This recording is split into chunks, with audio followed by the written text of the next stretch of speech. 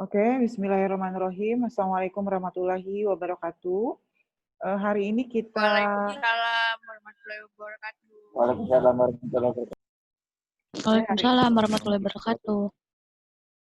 Oke, hari ini kita ketemu kembali untuk kuliah yang kedua ya.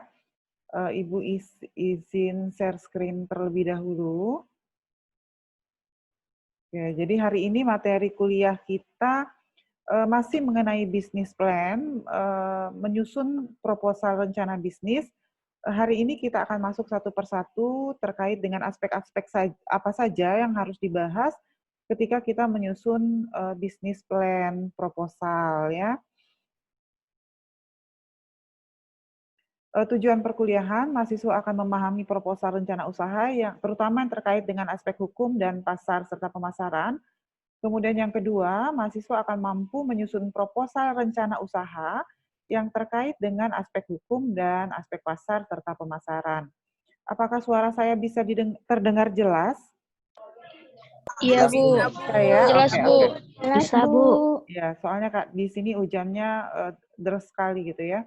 Isi bahan kuliah, saya akan sampaikan yang pertama aspek hukum, kemudian bagaimana aplikasinya ketika kita menyusun bisnis plan. Yang kedua, saya akan sampaikan terkait dengan aspek pasar dan bagaimana nanti selanjutnya aplikasi bisnis plan dari sisi aspek pasar ya. Nah, sebelum saya mulai penjelasan mengenai aspek hukum dan aspek pasar, ketika kita akan memulai bisnis, ya, let's start a business plan proposal. Maka kalau kita mau memulai bisnis, maka yang pertama kali harus kita lakukan adalah menyusun proposal rencana bisnis atau terkait dengan mata kuliah ini, maka kita diminta untuk menyusun rencana kewirausahaan. Jadi proposal kewirausahaan ya.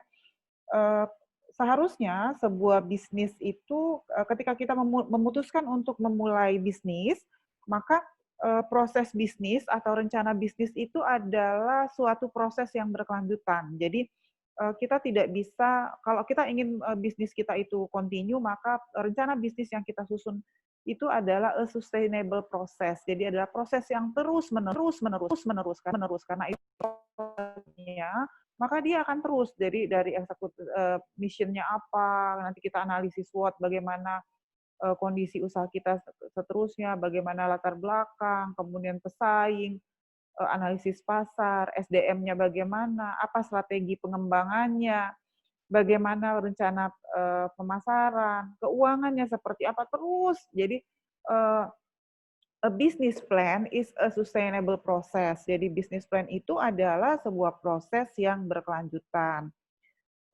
Sebetulnya kalau kita bicara format proposal rencana bisnis atau format kewirausahaan, secara teori tidak ada format baku gitu. Seperti apa sih seharusnya proposal rencana bisnis? Tetapi, nah, jadi dia tidak ada format baku. Jadi kalau kita menulis skripsi, kita bikin laporan praktik lapang, kita bikin laporan KKN atau magang, itu kan ada pedoman penulisan karya ilmiahnya. Jadi kita harus ikutin pedoman. Nah, tetapi di dalam penyusunan rencana usaha itu sebetulnya tidak ada format yang baku seperti apa. Tetapi yang diwajibkan adalah substansinya. Jadi tetapi sebuah rencana bisnis harus mengandung beberapa substansi. Nah, ini adalah beberapa substansi atau beberapa hal yang harus masuk ke dalam proposal rencana bisnis. Yang pertama adalah executive summary. Jadi executive summary itu nanti ada di depan sekali terkait dengan ringkasan usaha kita, mulai dari bagaimana kita mengelola pasar, bagaimana produk, bagaimana kita memanage pesaing, lalu bagaimana proses produksi, kemudian bagaimana bahan baku, dan nanti juga masuk di dalam executive summary sedikit cerita mengenai gambaran finansialnya kayak apa sih, dapat untung atau tidak sih usaha kita, itu isi di executive summary. Lalu nanti ada rencana produk, tadi saya sudah sampaikan. Dibahas detail satu persatu bagaimana produk. Nanti dibahas juga menjadi satu persatu detail bagaimana rencana pasar dan pemasaran. Lalu dibahas satu persatu bagaimana teknis operasinya. Lalu dibahas juga human resource, kalau kita sering kadang ada beberapa yang menyebutnya dengan aspek manajemen atau organisasi, dan juga akan dibahas secara detail bagaimana aspek keuangannya, ya. Jadi ini adalah isi dari proposal rencana usaha. Hari ini kita akan mulai kupas satu persatu terkait dengan aspek-aspek yang ada ini. Ya, aspek yang pertama yang akan kita bahas adalah aspek hukum atau legalitas, ya. Eh, Apa sih aspek hukum? Aspek ini meliputi penelitian mengenai kelengkapan, kesempurnaan, keaslian dokumen hukum.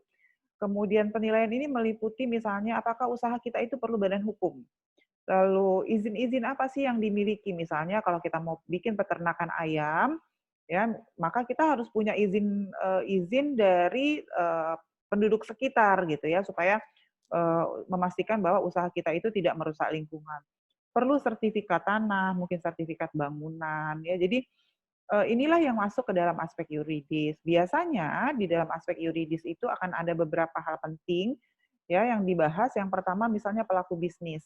Di dalam pelaku bisnis nanti akan disampaikan bentuk badan usahanya apa, identitas pengelolanya siapa, lalu bisnis yang dijalankan apa, ya, lokasi dan waktu pelaksanaannya di mana, ya, izin usaha sudah sampai mana, ada izin usaha atau tidak. Kemudian kalau untuk beberapa usaha yang misalnya ternyata bisa menimbulkan gangguan polusi udara misalnya, seperti tadi kalau kita mau bikin peternakan ayam, maka harus mendapat surat dukungan dari pemerintah dan juga masyarakat setempat. Nah, yang penting dari aspek yuridis itu adalah memutuskan bentuk badan usaha yang mau kita buat apa. Ya, biasanya kalau dalam bentuk kalau proposal kewirausahaan kita tidak memerlukan bentukan usaha yang terlalu komplit gitu ya. Jadi kita biasanya bentuknya hanya perusahaan pribadi biasanya kalau kewirausahaan. Tetapi dalam konteks pengembangan usaha tentu awalnya setiap orang akan memulai usaha itu perseorangan gitu ya.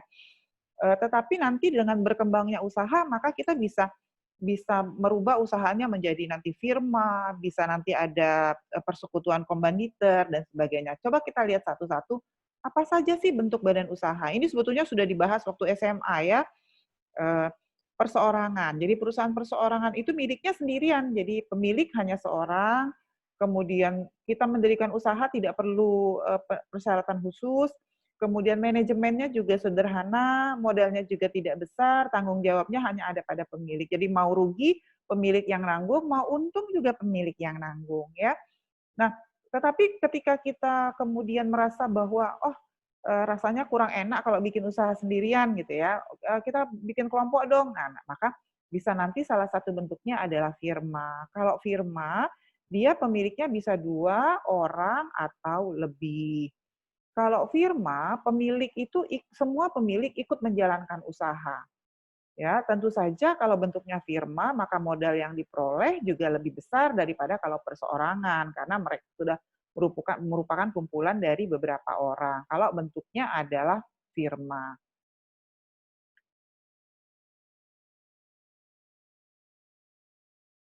Oke, lalu ada lagi namanya CV, pasti sudah sering dengar CV. Kalau bahasa Indonesianya adalah perseroan komanditer. CV ini sebetulnya hampir mirip dengan firma, tetapi kalau firma itu semua yang terlibat di dalam modal itu akan ikut di dalam usaha. Nah, tapi kalau CV tidak. Kalau CV ada yang bertanggung jawab sebagai pemberi modal, jadi terdapat sekutu yang bertanggung jawab sebagai pemberi modal, tetapi ada juga sekutu yang bertanggung jawab untuk menjalankan usaha. Jadi yang kasih modal belum tentu menjalankan usaha, itu kalau CV. Tapi kalau firma yang kasih modal juga ikut menjalankan usaha. Ya. Ada lagi perseroan terbatas atau PT. Syarat pendirian PT jelas lebih rumit daripada syarat ketika kita ingin mendirikan firma atau CV ya. Jadi nah, syarat-syarat pendirian PT yang pertama pendiri sekurang-kurangnya 2 orang, dibutuhkan akta notaris, bahasa yang digunakan bahasa Indonesia. Kemudian ada beberapa syarat yang perlu menjadi perhatian terutama terkait dengan modal, sekurang-kurangnya 20 juta. Lalu ada modal ditempatkan sekurang-kurangnya 25% dari modal dasar, kemudian menyetol modal setor sebesar 50% dari modal yang ditempatkan. Jadi PT itu memerlukan syarat-syarat pendirian yang lebih rumit daripada firma dan CV. Lalu ada lagi perusahaan negara. Perusahaan negara itu adalah Indonesia gitu ya. Negara Indonesia itu juga punya perusahaan. Jadi perusahaan didirikan oleh undang-undang, modal adalah kekayaan negara dan dipisahkan. Ya, dan tidak dipisahkan dalam saham, pimpinan diangkat oleh pemerintah biasanya, jenisnya nanti ada 3, ada Perjan, Perjan itu adalah perusahaan jawatan, ada Perum, Perum itu adalah perusahaan umum, dan ada PT Persero. Perjan itu apa sih? PT KAI itu adalah perusahaan jawatan. Jadi contoh Perjan itu adalah PT KAI, perusahaan negara yang menangani tentang perkereta apian. Perum, perusahaan umum. Apa tujuannya? Untuk melayani kepentingan umum dan mencari keuntungan. Apa itu Perum? Perum itu contohnya Perum Peruri. Perusahaan umum percetakan uang Republik Indonesia. Jadi perusahaan yang khusus mencetak uang untuk di Indonesia itu namanya Perum Peruri. Ya. Lalu ada PT Persero. Nah, di kita, di Indonesia ada banyak sekali PT Persero. Contohnya apa? Bank Mandiri, itu PT Persero, Bank Mandiri, Bank BNI, PTPN. Kita punya banyak PTPN ya. Kalau di Sumsel itu PTPN 7, itu semua adalah perusahaan negara yang bentuknya PT Persero. Ya, jadi sebuah negara juga boleh punya perusahaan gitu, termasuk Indonesia. Kita punya perusahaan. Ada perusahaan negara berarti pemiliknya negara, pemerintahan negara, ada lagi perusahaan daerah. Gitu. Jadi perusahaan daerah yang didirikan oleh pemerintah daerah. Contohnya apa? Kalau di Sumsel misalnya Bank Sumsel Babel, itu adalah perusahaan daerah. Ya. Lalu ada lagi yayasan. Yayasan itu adalah perusahaan, badan usaha yang dibuat tetapi tidak mencari keuntungan. Oh, sudah banyak ya, kalau yayasan pasti banyak. Yayasan Amal, Yayasan Cendekia, ada itu semua yayasan. Koperasi. Koperasi adalah badan hukum yang beranggotakan orang atau badan hukum koperasi yang berlandaskan pada prinsip-prinsip koperasi. Kalau mau bikin koperasi ada syarat-syarat pendaftarannya. Jadi nanti datang ke Kementerian Koperasi dan Usaha Kecil Menengah. Nanti di sana ada persyaratan yang harus dipenuhi kalau kita ingin mendirikan koperasi. Nah, tadi adalah aspek hukum. Sekarang kita akan lihat bagaimana sih aspek hukum itu masuk di dalam proposal rencana bisnis. Di depan sekali proposal rencana bisnis itu biasanya ada cover, ya, supaya rencana bisnisnya menarik gitu. Jadi kalau mau ditawarkan ke bank atau ke investor, orang ketika melihat awal tuh langsung tertarik. Jadi ada cover depan. Cover depan itu apa? Isinya ada gambar dan desain yang menarik. Lalu yang kedua ada logo dan lambang usaha. Lalu yang ketiga ada informasi terkait nama, alamat, dan kontak person dari usaha kita. Itu jadi depan sekalinya seperti itu, cover rencana bisnis. Nah ini contoh cover rencana bisnis. Jadi ini yang tadi saya sampaikan, dia dibuat menarik. Ini adalah cover rencana bisnis yang dibuat oleh mahasiswa Prodi Agribisnis ketika mengambil mata kuliah analisis kelayakan usaha agribisnis. Jadi di depan sekali cover depan itu dia harus covernya harus menarik, ya. Kemudian yang kedua harus punya logo. Jadi setiap usaha harus punya logo, ya. Ini adalah contoh logo yang dibuat oleh mahasiswa terkait dengan rencana usaha yang mau mereka buat. Jadi fresh vegetable judulnya. Ya. Lalu apa isinya? Setelah selesai cover, ini cover ada di cover, ini ada cover depan tadi, maka selanjutnya kita akan masuk dengan gambaran singkat usahanya, bagian 21. Jadi kalau bagian 21 itu adalah gambaran singkat. Kita sampaikan apa sih latar belakangnya. Kalau ini memang betul-betul disebutkan bahwa yang melatar belakangi terbentuknya usaha ini, yaitu ada 3 pemuda yang sadar akan baiknya pola hidup sehat, maka terbentuklah Pokcoy Organik. Jadi disampaikan latar belakang usaha sampai dengan informasi terkait usahanya, di mana lokasinya. Ya. Identitas usaha. Nah, ini yang bagian 22. Bagian 22 itu ada gambaran tentang identitas usaha, nama perusahaannya apa, pemiliknya siapa, alamat kantor, struktur organisasinya, ada pimpinan, ada bagian produksi, dan ada bagian pemasaran. Jadi sederhana karena disusun hanya untuk kepentingan kegiatan kewirausahaan mahasiswa agribisnis ya. Begitu juga nanti yang akan dihasilkan oleh mahasiswa di prodi AET, harapan saya seperti itu. Nah, kemudian kemarin saya minta buat visi misi usaha. Nah, ini contoh visi misi usaha ya. Visinya apa? Menjadikan pokcoy itu sebagai pokcoy organik sebagai saluran yang populer pada masyarakat di daerah Palembang. Misinya apa? Kalau kita pingin pokcoy itu jadi populer di masyarakat, maka kita menjual pokcoy organik yang berkualitas dan terjamin mutunya, menjual pokcoy yang kemasannya menarik, mempromosikannya di media sosial, memajukan usaha kecil berkelanjutan, memperkenalkan pokcoy organik secara luas, melalui pendekatan kualitas dan pelayanan konsumen. Jadi ini contoh visi dan misi. Tentu saja setiap usaha itu akan punya visi dan misi sendiri-sendiri. Jadi boleh.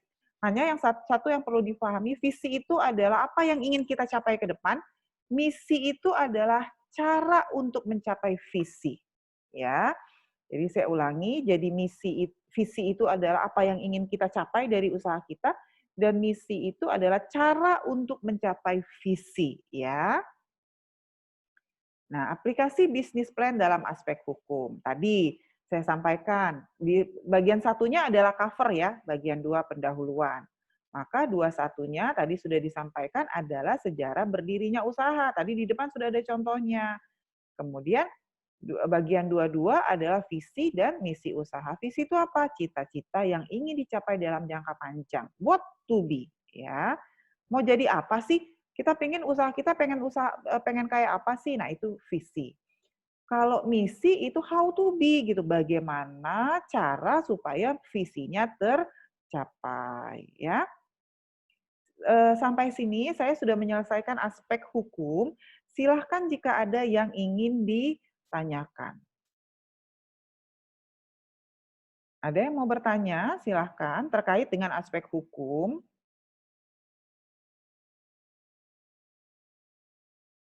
Ada?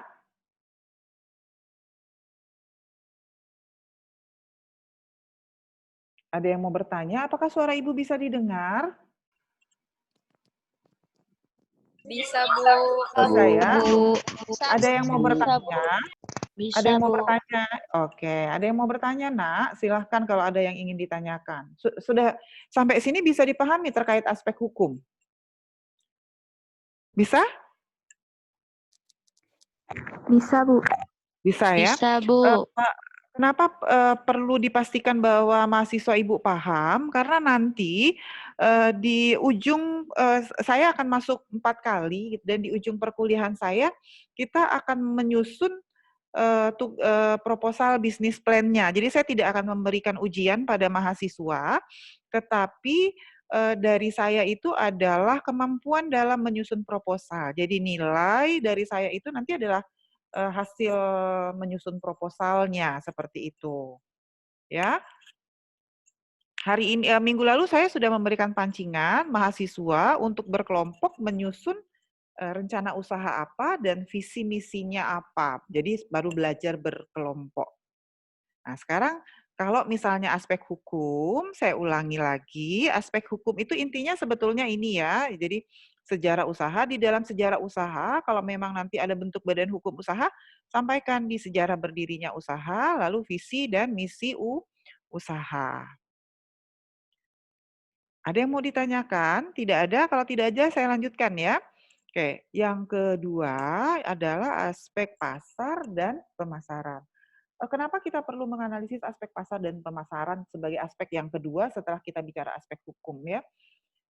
Usaha kita harus memastikan bahwa ketika kita memproduksi sesuatu ya, jadi kalau mau bikin produk, kita harus yakin bahwa produk ini ada yang beli gitu. Jangan sampai nanti kita bikin usaha, kemudian sudah buat packaging-nya bagus, promosinya sudah luar biasa, ternyata pasarnya sedikit. Nah, jadi Itulah yang menyebabkan kenapa kita perlu menganalisis aspek pasar dan pemasaran. Kemudian kalau nanti misalnya ke depannya kita ingin usaha kita ini continue, sustainable, maka aspek pasar dan pemasaran ini bahkan harus dilakukan secara berkelanjutan, secara terus-menerus. Ya, pernah kalau kita pergi, ini contohnya begini, kenapa aspek pasar itu selalu diusahakan terus-menerus. Misalnya kita pergi ke apa ya, ke supermarket gitu ya. Pernah dengar Unilever? Pernah dengar? Pernah ya. Jadi oke. Bu. Kalau pergi ke supermarket, kemudian lihat ke rak-raknya itu, kan ada produk pasta gigi, kemudian ada produk sabun, ada produk ada sampo gitu. Terus waktu kita lihat belakangnya semua mereknya Unilever, ya nggak?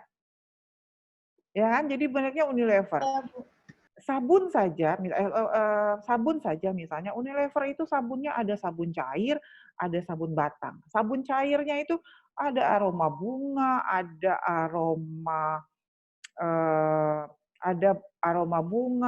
aroma apa namanya, kayak cengkeh, ada macam-macam aroma wangi-wanginya. Ada kadang-kadang ada juga aroma permen-permen gitu kan ya. Lalu ada yang batang, ada yang cair.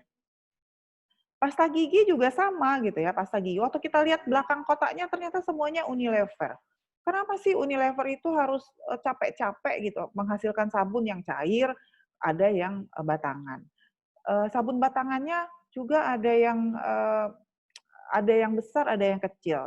Nah, itu semua dilakukan oleh perusahaan dalam rangka memaksimalkan kepuasan konsumen, dalam rangka memenuhi selera konsumen. Sama kalau kita pergi melihat susu gitu ya, susu bayi. Susu bayi itu semua judulnya susu sebetulnya, tetapi hampir semua perusahaan susu mencoba memberikan sesuatu yang berbeda terhadap produk susunya gitu. Itu semua juga dilakukan dalam rangka memaksimalkan kepuasan konsumen, ya. Nah, jadi aspek pasar dan pemasaran ini penting dalam rangka kita mengetahui bahwa kalau dalam konteks kalau kita saat ini kan sebetulnya sederhana karena hanya bicara tentang kewirausahaan, jadi kita belum bicara aspek pasar yang luas, tapi kita perlu tahu gitu bahwa sebetulnya aspek pasar ini penting. Apa sih tujuan analisis? Tadi saya sudah sampaikan di pengantar, tujuannya adalah memaksimalkan konsumsi, memaksimumkan kepuasan konsumen, lalu memaksimumkan pilihan, memaksimumkan mutu produk. Jadi dari segi mutu produknya saja ada macam-macam ya. Ada yang kalau sabun itu kalau ada yang anti dandruff, ada yang sampo, mohon maaf, misalnya sampo. Ada yang untuk dandruff, untuk ketombe, ada yang untuk rambutnya tidak berminyak, ada supaya rambutnya jatuh, ada macam-macam ya. Lalu sehingga dengan memenuhi kebutuhan konsumen, kita bisa meningkatkan penjualan barang dan jasa, menguasai pasar dan menghadapi pesaing, memenuhi kebutuhan akan suatu produk dan jasa, dan memenuhi keinginan pelanggan atas produk. Nah, ini apa saja yang dibahas dalam aspek pasar dan pemasaran? Sebetulnya banyak sekali yang bisa dibahas dalam aspek pasar dan pemasaran. Kebutuhan konsumen apa? Pertumbuhan pasarnya bagaimana? Misalnya sekarang pertumbuhan pasar itu biasanya kita lihat dari konsumsi kayak apa ya? Dulu mungkin mahasiswa pernah ingat ada produk gitu ya dari ubi kayu yang namanya tela-tela. Ya, ketika dia booming, hampir di setiap sudut jalan atau kota itu kita temui orang berjualan tela-tela gitu ya. Tapi ternyata sekarang tidak ada lagi. Nah, itu berkaitan dengan pertumbuhan pasar. Jadi analisis pasarnya tidak dilihat, akhirnya sekarang sudah tidak ada lagi produknya. Lalu segmentasi pasar, ya, ada target, ada nilai tambah, ada masa hidup produk, dan ada pangsa pasar. Nah, kemampuan kita menangkap beberapa hal ini akan bisa menentukan produk kita mau dijual kemana, ya. Nah, ini kita lihat satu-satu hal-hal yang perlu dipertimbangkan. Yang pertama tadi adalah kebutuhan dan keinginan konsumen. Penting sekali untuk tahu konsumen maunya apa, ya. Jadi jangan sampai, nah satu lagi paradigma yang harus kita rubah. Dulu ketika orang memulai usaha, orang memulai usaha karena mereka punya input, punya bahan baku, bikin usaha. Bu, kalau sekarang paradigmanya sebaiknya dibalik. Kenapa? Kita memulai usaha karena kita punya konsumen yang akan beli usaha kita. Jadi based on konsumen gitu. Jadi usaha kita itu dibangun berbasis pada konsumen, ya. Yang kedua adalah segmentasi pasar. Di pasar itu terpecah-pecah, tersegmen. Nah, tentu saja kita tidak bisa memenuhi semua segmen pasar. Jadi kita harus betul-betul tahu produk kita ini yang mau membeli siapa sih. Misalnya kemarin Ibu minta bikin rencana jenis usaha gitu ya, tetapi kaitannya dengan pertanian. Artinya gitu ya, di situ kita sudah bikin segmentasi pasar bahwa orang yang akan beli produk kita itu adalah orang-orang yang suka menanam, yang cinta dengan tanaman. Orang-orang yang lebih suka penyayang binatang misalnya tentu tidak menjadi segmen pasar kita seperti itu, ya. Target pasar itu sebetulnya berkaitan dengan kalau ini adalah jenis kalau segmen itu jenis konsumen yang akan kita tuju, kalau target itu berkaitan dengan banyaknya konsumen yang bisa kita raih berapa sih sebetulnya gitu. Lalu nilai tambah. Jadi, terkadang ketika kita memulai usaha, maka kita harus bisa memberikan nilai tambah dari produk kita. Karena itu, kalau kita mau bikin, perusahaan tanaman hias, oh ini udah banyak sekali sekarang orang jual tanaman hias, maka kita harus memberikan nilai plus terhadap produk yang akan kita jual. Misalnya, produknya sudah dikemas dengan menggunakan, pot-pot yang cantik gitu ya, sehingga orang tidak perlu lagi ketika habis beli produk kita, harus ganti pot dan sebagainya. Itu salah satu nilai tambah dari produk. Lalu kita harus memperhatikan juga masa hidup produk. Jadi masa hidup produk kita itu berapa lama sih, ini harus kita pahami ya. Lalu struktur pasar, nanti kalau untuk kita tidak akan kita bahas sampai ke struktur pasar, jadi saya lewatkan dulu. Lalu persaingan dan strategi pesaing. Nah ini juga penting. Kalau kita mau bikin usaha tanaman hias sekarang, orang Palembang ini sudah buka usaha tanaman hias semua gitu ya. Semua sudah jualan, sudah jual aglonema, kemudian jual monstera, udah luar biasa. Maka kita harus punya strategi untuk mengatasi pesaing. Nanti disampaikan di rencana bisnisnya, apa sih strategi untuk mengatasi pesaing. Lalu ukuran pasar. Ukuran pasar dapat dianalisis dari volume penjualan. Jika volume penjualannya tinggi, maka pasar tersebut adalah potensial. Lalu pertumbuhan pasar juga dianalisis dari volume penjualan. Lalu pangsa pasar dianalisis dari selisih antara jumlah barang atau jasa yang diminta dengan jumlah barang dan jasa yang ditawarkan. Ini nanti akan dihitung secara matematis untuk pangsa pasar. Nah, ini adalah tadi kita bicara tentang masa umur produk ya. Jadi sebuah produk itu ketika dia pertama kali masuk ke pasar, kalau kita baru pertama kali memulai usaha, maka sebetulnya usaha kita itu adalah pada masa introduction ya. Jadi produk kita masuk pertama ke pasar, kemudian belum ada yang kenal. Biasanya di sini di masa introduction ini yang kita pakai adalah strateginya promosi yang kita kuatkan supaya masyarakat kenal dengan produk kita. Yang kedua, sudah mulai tumbuh, sudah growth, ya, sudah mulai tumbuh, maka strategi yang kita pakai orang sudah mulai kenal, kita lakukan perluasan pasar di sini. Jadi kalau dulu pasarnya hanya di kota, sekarang diluaskan sampai ke desa. Yang ketiga, maturity dewasa. Kalau dewasa sebetulnya otomatis kita sudah menguasai pasar biasanya.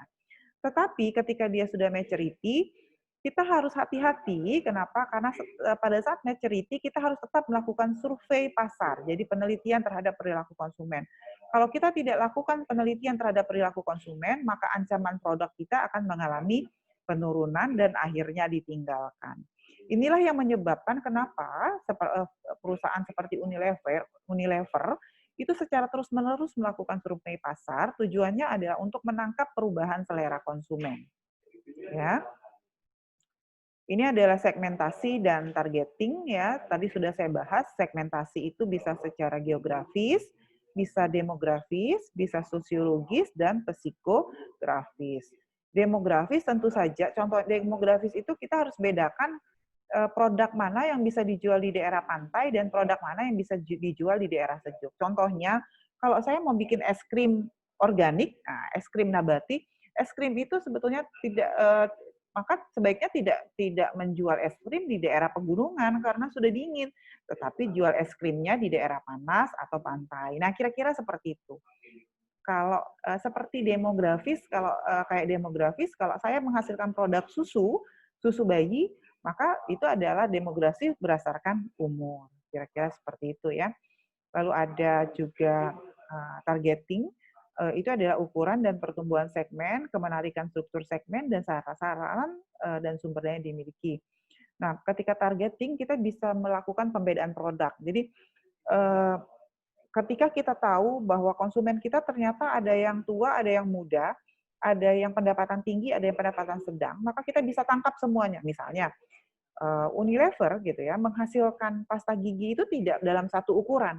Ada yang kecil gitu ya, ada yang besar kan gitu ya. Itu semua dalam rangka undifferent marketing. Jadi dia mencoba membedakan produknya sesuai dengan segmentasi pasar yang sudah dijual, ya.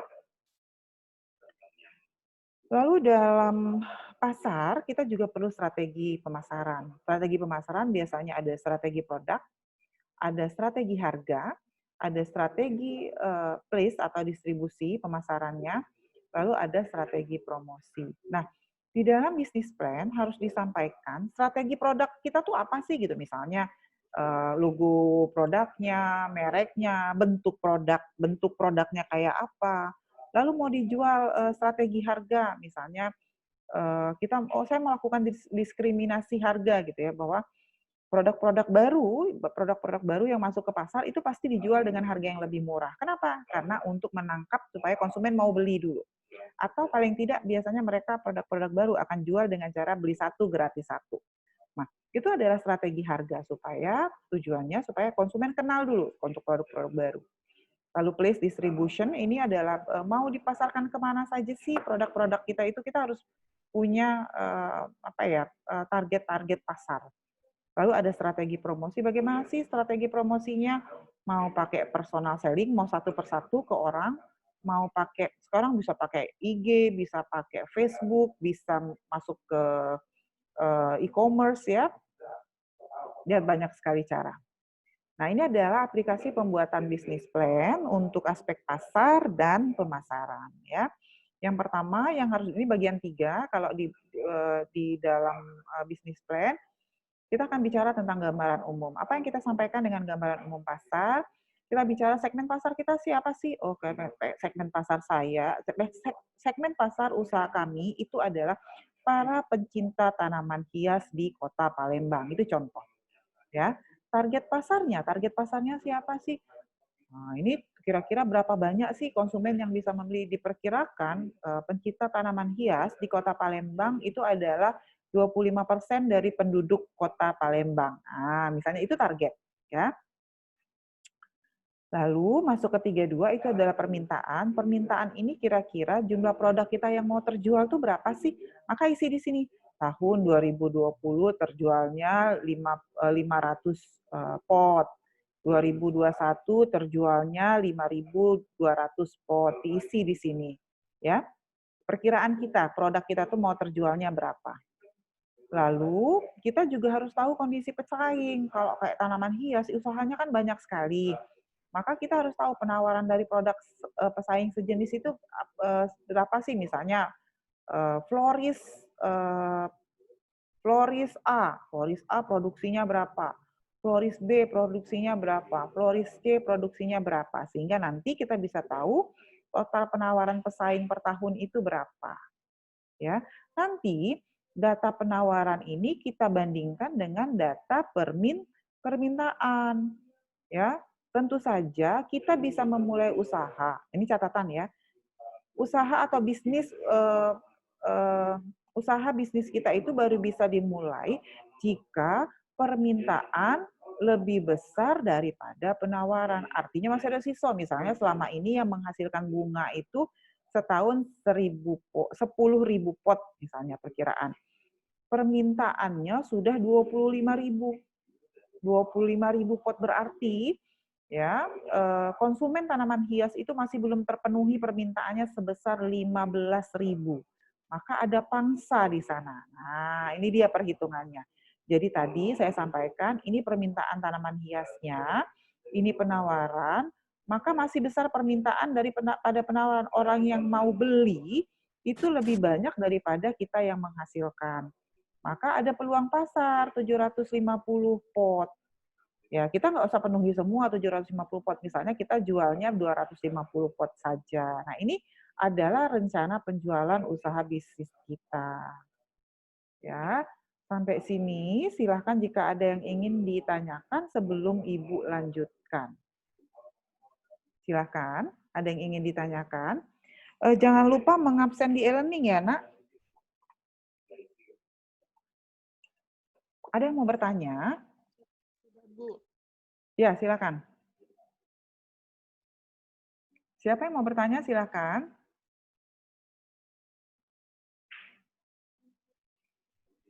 Heni Agustina, Heni, coba aktifkan mikrofonnya. Heni, silakan bertanya, Heni. Heni. Heni Agustina. Iya, Heni. Ada yang mau ditanyakan, Hen? Belum ada, Bu. Hah? Belum ada? Yakin belum ada? Iya, Bu. Oke. Hen, kalau kita mau buat usaha, ya, kalau kita mau bikin usaha ya, Hen, mana yang lebih penting? Yang lebih penting itu permintaan lebih besar dari penawaran atau penawaran permintaan lebih besar dari penawaran atau permintaan lebih kecil dari penawaran? Lebih besar, Bu. Apanya yang lebih besar? Permintaan penawaran. Permintaan lebih besar dari? Dari penawaran. Iya, jadi usaha kita itu baru bisa punya pangsa pasar jika permintaan konsumen masih lebih tinggi dari penawaran pesaing kita. Jadi ini penawaran pesaing kita gitu ya, belum masuk rencana penjualan kita. Ketika permintaan konsumen masih lebih besar daripada penawaran pesaing, maka kita masih punya kesempatan untuk bisa memulai usaha kita, ya. Iya, Bu. Oke. Abrar Saufiat. Silakan diaktifkan speakernya, Abrar. Abrar, silakan diaktifkan speakernya. Abrar Saufiat Huda Purba. Silakan diaktifkan speaker. Abrar, ada di tempat nggak Abrar nih? Abrar.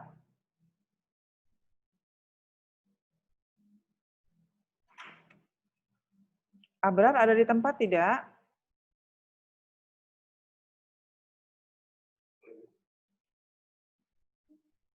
Abrar. Nah, Abrar ini nggak ada di tempat ya. Saya absen ya, nanti di absensinya, di daftar hadirnya ya, kalau gitu ya.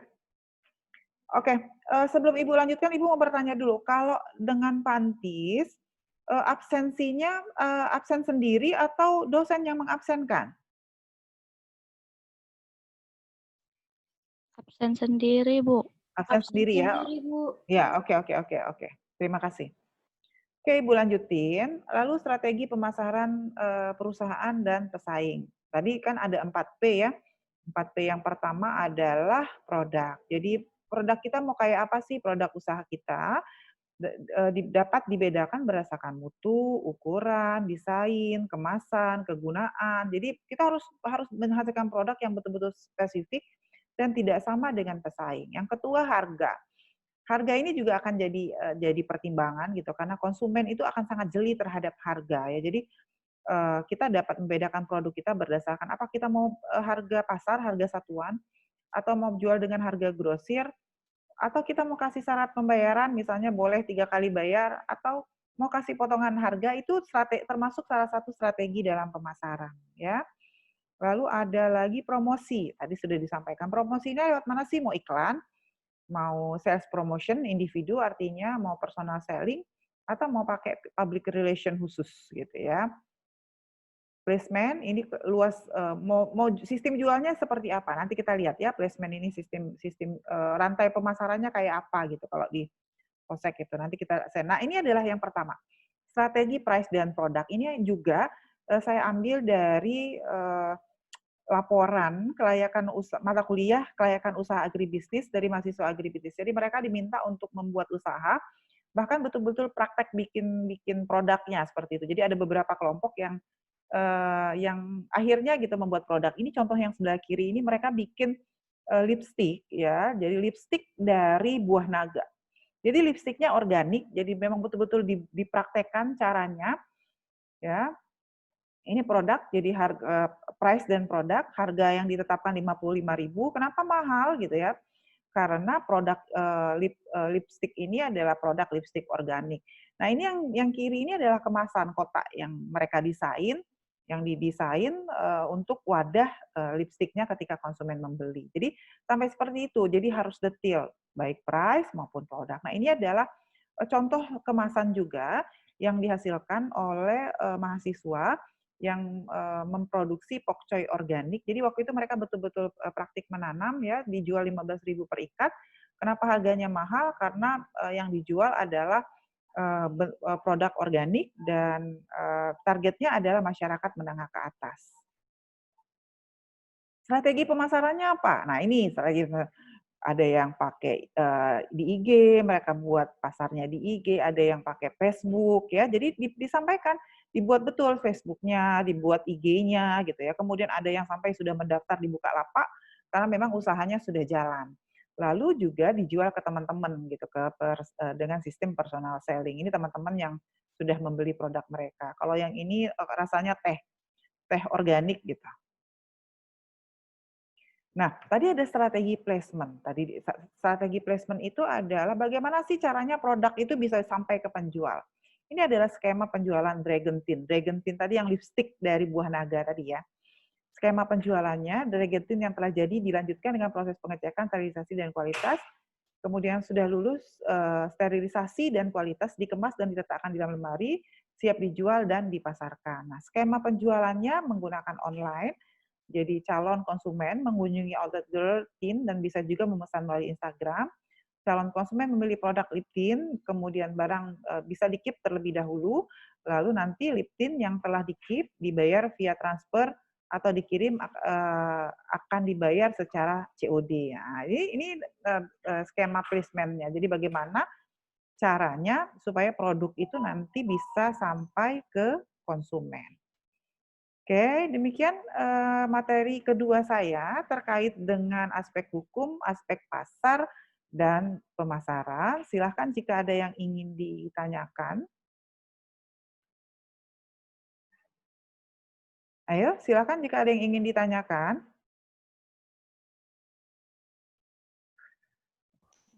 Ibu izin tanya, Bu. Iya, silahkan. Gantian ya. Siapa dulu?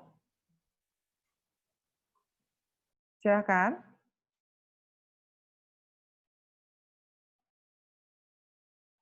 Silakan jika ada yang ingin bertanya tadi siapa? Afna. Oh, Afna. Silakan Afna, Listia. Silakan Afna, diaktifkan kameranya bisa?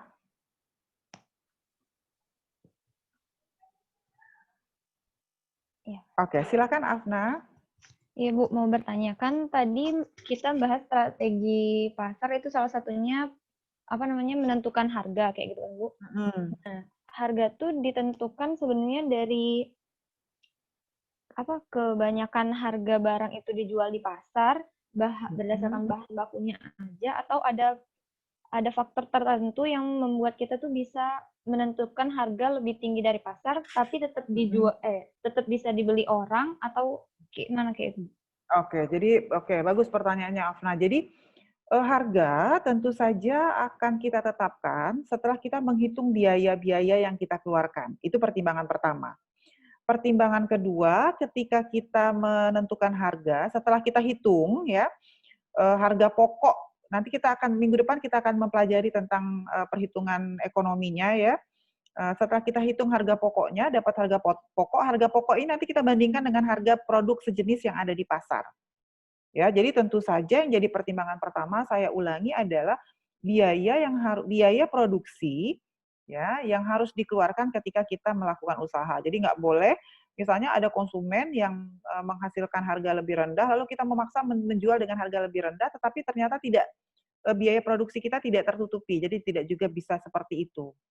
Ya, jadi kita akan lakukan hitungan-hitungan finansial terkait kira-kira berapa sih sebetulnya harga yang layak sehingga usaha ini kita bisa laksanakan tetapi tetap dapat untung kan gitu ya. Kita nggak mungkin melakukan usaha tapi kemudian nggak dapat untung gitu hanya karena ingin supaya dapat pasar. Bisa ikutin? Jadi aspek pasar kita pertimbangkan tetapi untuk penentuan harga kita dahulukan dulu hasil analisis finansial. Berapa sih sebetulnya harga pokok produk kita? Nanti kita akan pelajari bagaimana cara menghitung harga pokoknya. Oke? Silakan selanjutnya. Terima kasih, Afna. Terima kasih, Bu. Ya, terima kasih, Afna. Silakan selanjutnya siapa lagi yang ingin bertanya? Bu, izin bertanya, Bu. Ya, silakan. Sebutkan namanya ya. Selfie ya. Iya, silakan Selfie. Bu, kan dalam bisnis plan itu tadi kan ada aspek hukum itu kan, Bu. Nah, betul. kalau dalam pengembangan usaha bisnis online itu gimana, Bu, untuk aspek hukumnya? Atau gimana, Bu? Nah, jadi Sekian, Bu. Aspek hukum itu sebetulnya, ini harus kita pisahkan dua hal ya. Aspek hukum itu berkaitan dengan legalitas usaha. Ya. Kalau bisnis online itu sebetulnya adalah strategi pemasaran yang dipakai oleh orang yang melakukan usaha. Jadi salah satu strategi pasar yang dilakukan itu adalah melalui pasar online. Tetapi aspek hukum itu kita berkaitan dengan bentuk usaha. Tentu saja bentuk usaha yang paling sederhana tadi saya sampaikan adalah perusahaan perseorangan. Perusahaan perseorangan itu terkadang kalau memang kita tidak memerlukan suntikan investor dari luar, kita tidak perlu melakukan pinjaman kredit ke bank, perusahaan perseorangan bahkan kita tidak memerlukan akte pendirian gitu ya. Jadi tadi salah satu bentuk usaha perseorangan itu adalah usaha misalnya menjual baju ya, strateginya menjualnya lewat pemasaran online. Maka disampaikan untuk usaha tersebut kita tidak memerlukan akta pendirian karena tidak ada legalitas hukum kan. Kemudian tetapi ketika nanti misalnya usaha bisnis bajunya kemudian berkembang lalu kita memerlukan investor untuk melakukan investasi, maka di sana kita memerlukan izin pendirian usaha. Biasanya seperti itu. Bisa ikutin? Jadi kita harus pisahkan antara bentuk usaha dengan strategi untuk bisa masuk ke pasar. Oke? Selfie? Ya, silakan yang lain ada yang mau ditanyakan? Terima kasih, Bu. Iya, sama-sama.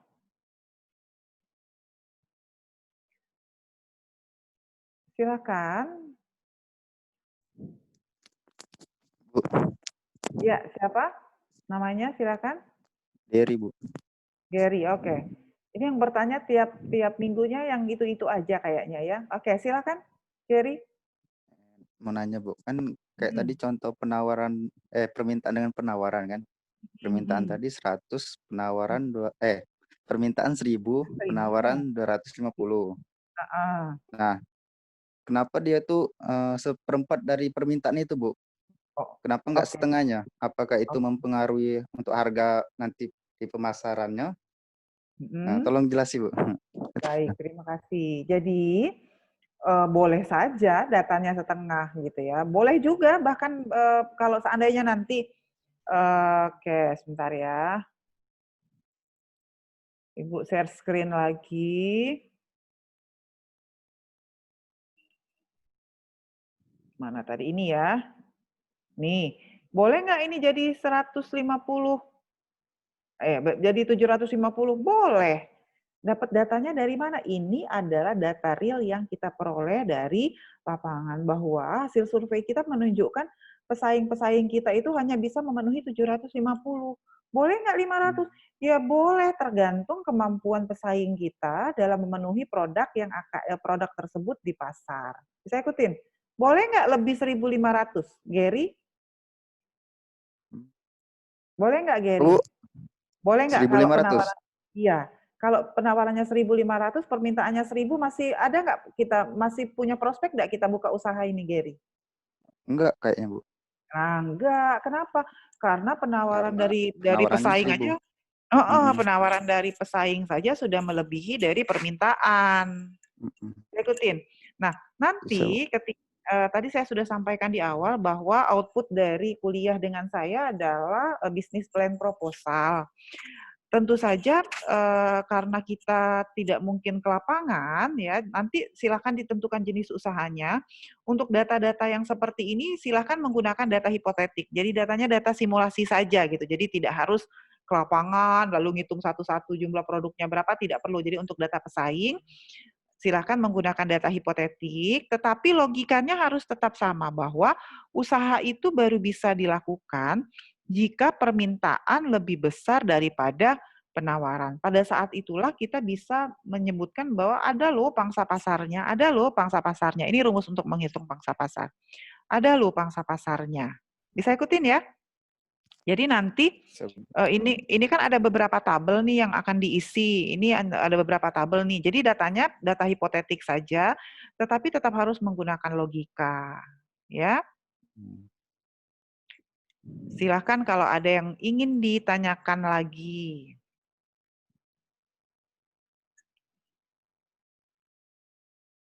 Kalau tidak ada, Ibu tutup kuliahnya supaya tidak terlalu banyak makan kuota ya, Ibu tutup kuliahnya. Terima kasih atas perhatiannya. Mohon maaf kalau ada mungkin ada mahasiswa yang harus keluar masuk jadinya karena persoalan sinyal dan sebagainya.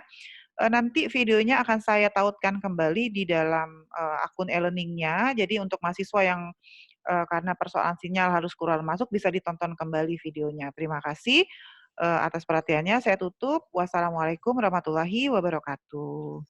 Waalaikumsalam warahmatullahi wabarakatuh. Sama-sama, sama-sama. Iya, sama-sama. Sama-sama. Sama-sama.